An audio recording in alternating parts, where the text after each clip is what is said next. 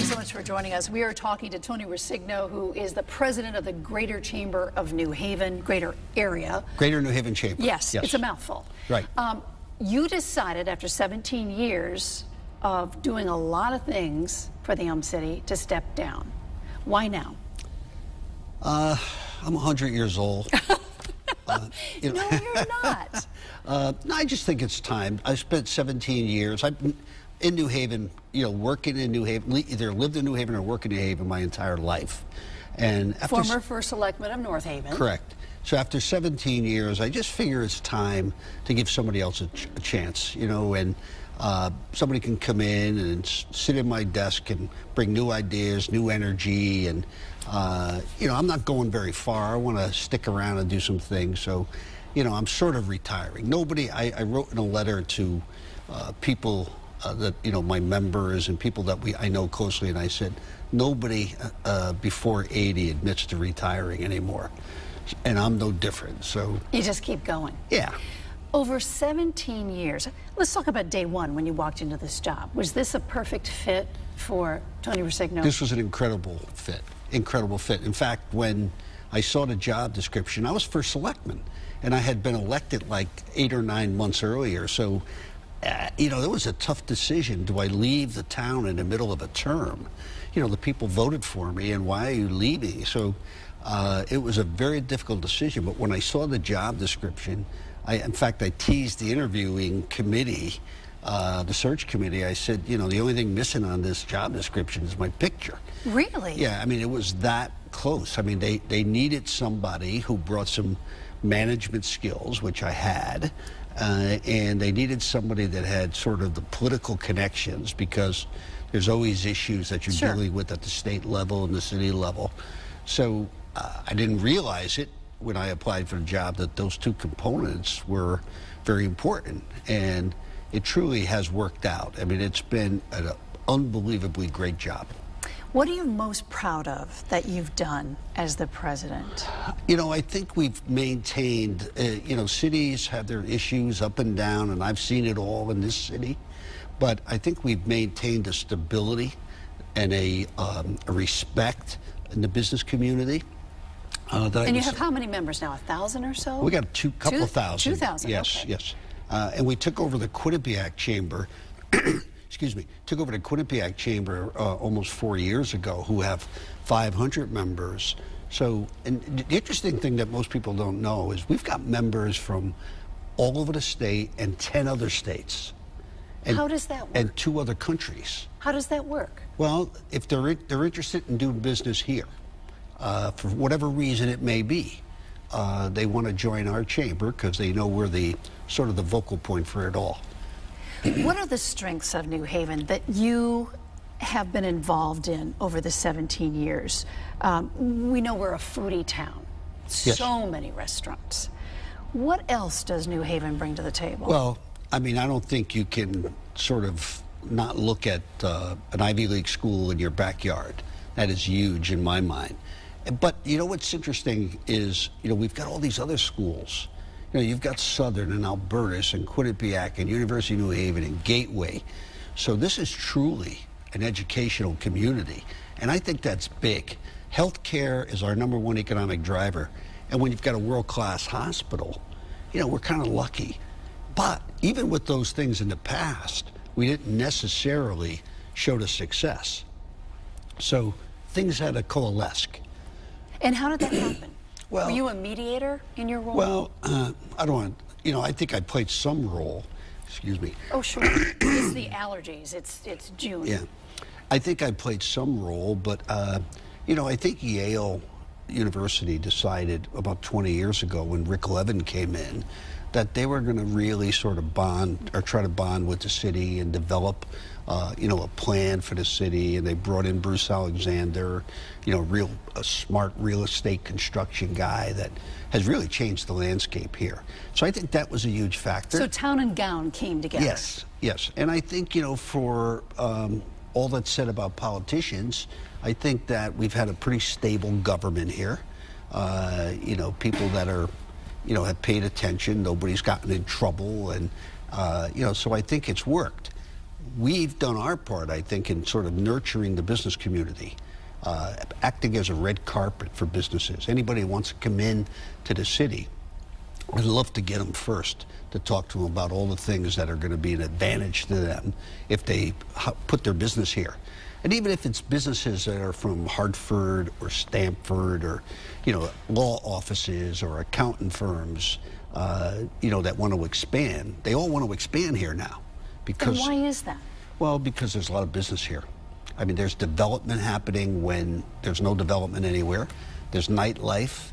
There's a buzz here. There's an energy here. We had a real estate event about 3 or 4 weeks ago. We had 350 people in the room. We had a panel of developers in a discussion about why they're here. And some of these developers were not from this area. They could be from, you know, they're from Fairfield County or they're from New York, but they want to build here. We've got properties being purchased in New Haven that are being bought for extraordinary amounts of money that, you know, you wouldn't believe, because people are coming in from New York City, as an example, and they're looking at prices here and they think it's inexpensive. Sure, compared to New York pricing. So we've got some good stuff happening, and I'm delighted.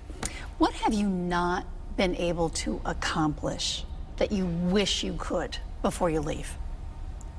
Oh, that's a great question.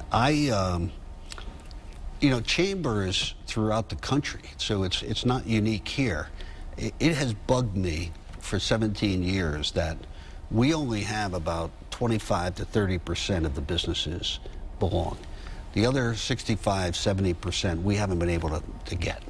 And, you know, and I'm just sort of, I think, a born sales guy. I mean, that's ever since I was a kid. Too expensive to buy in, or they feel like the chamber doesn't do what they want them to do? No, I don't think it's about money, because nothing we do is expensive. It's more about they don't feel like they're going to get anything out of it, or they've got to put in time to make it happen. And so they just sort of, I got by without it all these years, why start now? A lot of companies don't understand what we do. They think that we're strictly a networking operation. And we do a lot of that, so, you know, that's why they get that feeling. But we do so much more. You know, so there's companies that sell their products to the federal government or the Defense Department, or they're to wholesalers. So they say, you know, what do I need to network for? I'm not going to be able to sell my products. But we do so much more on the save side. You know, we save them money, help to get them training money, energy programs, insurance programs. There's lots of ways to save the money.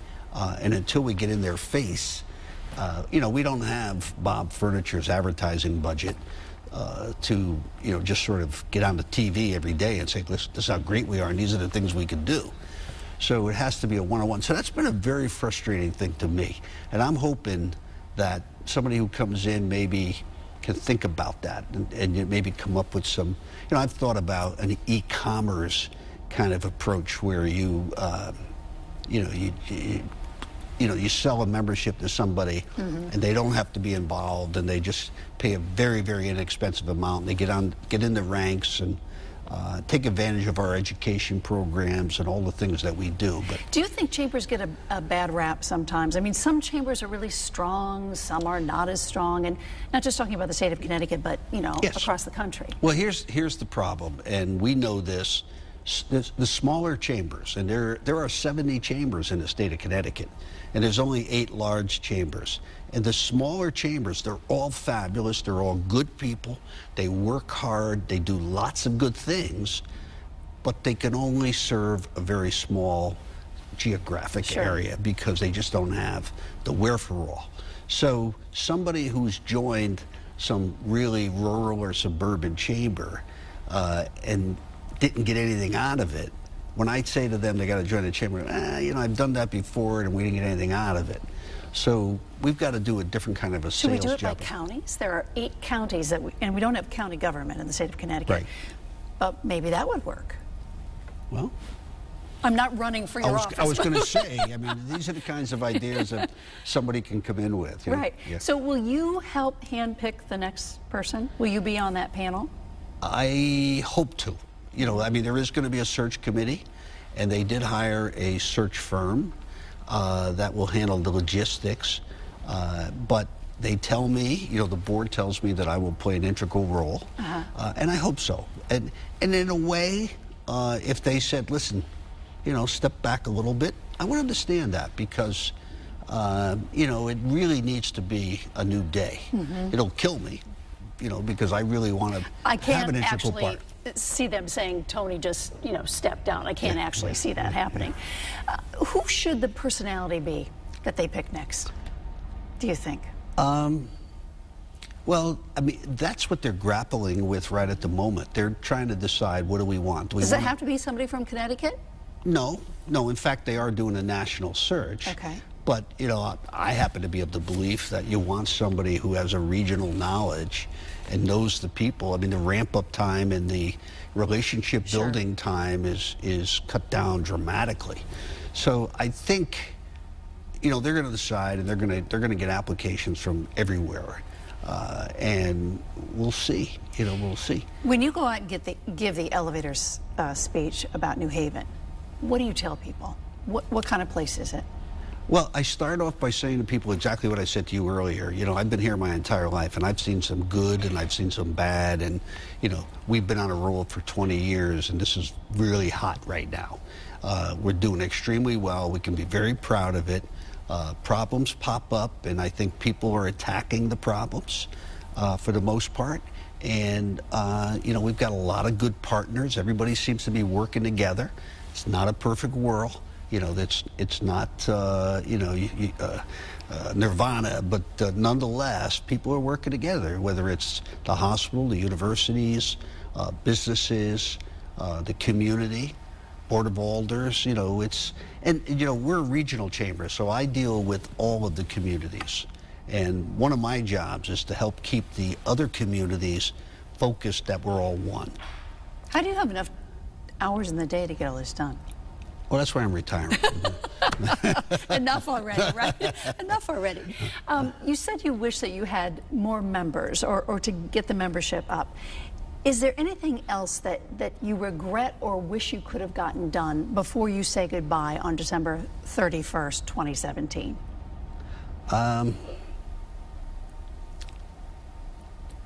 You pretty much got it done over 17 years? Well, yeah, I mean, I'm sure if I give it some thought, there are a whole bunch of things, but nothing that keeps me up at night and says, geez, I couldn't accomplish that. What was wrong with me? And you were a hometown boy. Yeah. So raised in New Haven. Yeah. You are of its fiber. Yeah, yeah. I mean, you know, I tell this story all the time, so people will say, oh, no, he's telling that story. But at 8 years old, there was I was 8 years old, and in those days, you know, I leave on Saturday morning for the day and come back in late afternoon, and nobody worried about it.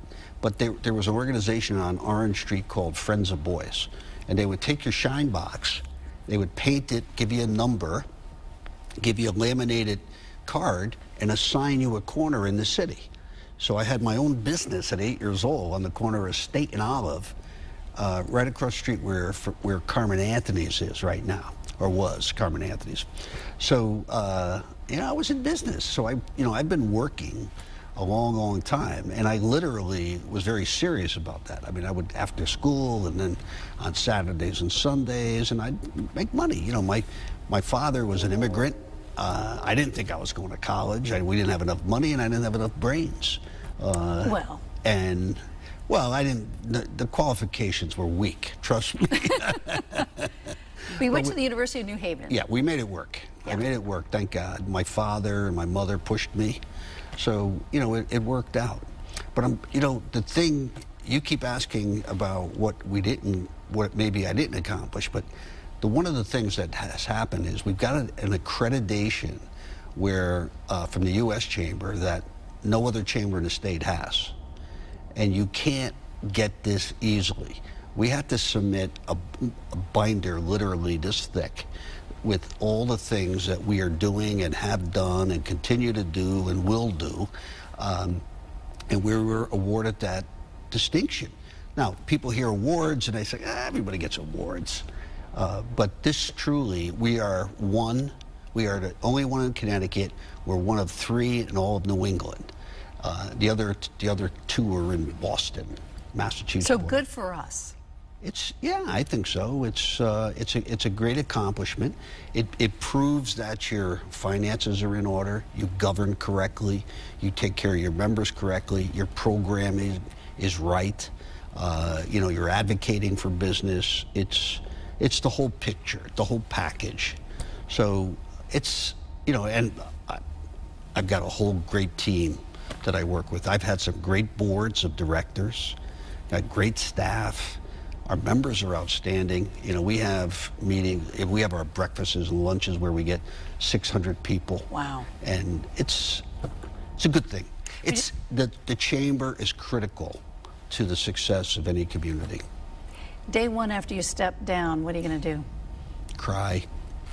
You know, I'm going to be sticking around for an additional year to do some special projects which are going to generate some really nice programming for businesses. Things that I guess I could answer that question probably better now. You know, some things that we have not gotten to because of time. Mm-hmm. You know, but I don't consider them dramatic. Yeah. You know, and I was thinking when you were asking the question something more dramatic, but. Well, I've been here a long time. I haven't really seen anything too dramatic. I think it's, as you said, a high note. You know, after 20 years, we've been building in the city of New Haven. Yeah. Tony Rescigno, thank you so much for coming on. My pleasure. And thank you for everything that you've given the city of New Haven. Thank you for having me. This is great. I love telling the story about the chamber. I appreciate it. Thank you.